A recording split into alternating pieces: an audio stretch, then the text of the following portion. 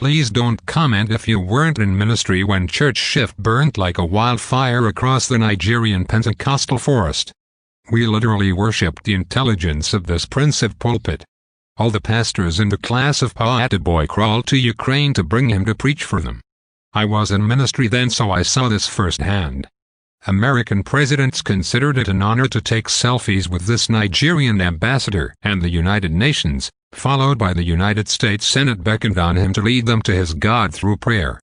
This global influence is beyond building big cathedrals, though he also built one at the heart of cold Europe. But guess what? This great man humbled himself. He climbed down from his exalted seat among global icons and decided to mingle with us on social media in his quest to pour himself out as a libation to the upcoming generation. How did we treat his unusual sacrifice? You allowed your papas to lie to you about the motive of this great reformer. You completely misunderstood his strategies because you were never educated in the school of revolution. Your poorly educated prophets, who has never been at the vanguard of any national revolution, made you forget that Dr. Sunday Adelaja was actually the African at the center of the famed Orange Revolution. Little do you realize that you are missing out on tapping into an once-in-a-generation kind of intelligence, the intelligence that births true change. They amplified his minor human flaws, but hid the fact that he is a genius from you. Your papas knew that if you ever find out that Dr. Sunday is one of the few extremely intelligent species alive today, you will run after him and your eyes will open to the truth, and you will lead a huge revolution against their falsehood. Hence they turned your heart against him. But God has inspired me to re-engineer your mind, to rethink your perception of those he is using for the ongoing apostolic reformation. How come you were manipulated to see them in a negative way, whereas they are paying the ultimate price to deliver you and your children from the shackles of religion, which your papas and mamas placed on your hands?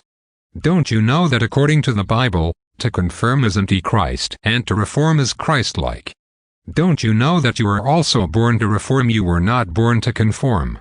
This post is not actually about Dr. Sunday Adelaja, but I mentioned him because he had reached the apex of success globally before joining the Reformation. This post is actually about helping you unleash the reformer and you by appreciating the reformer and others. If you understand the energy behind driving a positive change in a generation, you will agree with that truly. There's no Nigerian preacher alive today who has attained the level of global influence, not affluence, that Dr. Sunday Adelaja operated with. Instead of declaring that more Nigerian pastors will build 100,000 capacity auditorium like our brother Enanche, can we now start desiring that more Nigerians should lead revolutions across Europe, America, Asia, and more importantly Africa? Can we pray that more Nigerians should impact the world so much that everyone will notice a real shift in thinking?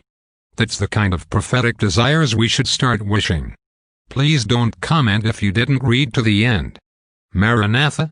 Charles Awuzie, South African-based Nigerian and cybersecurity expert.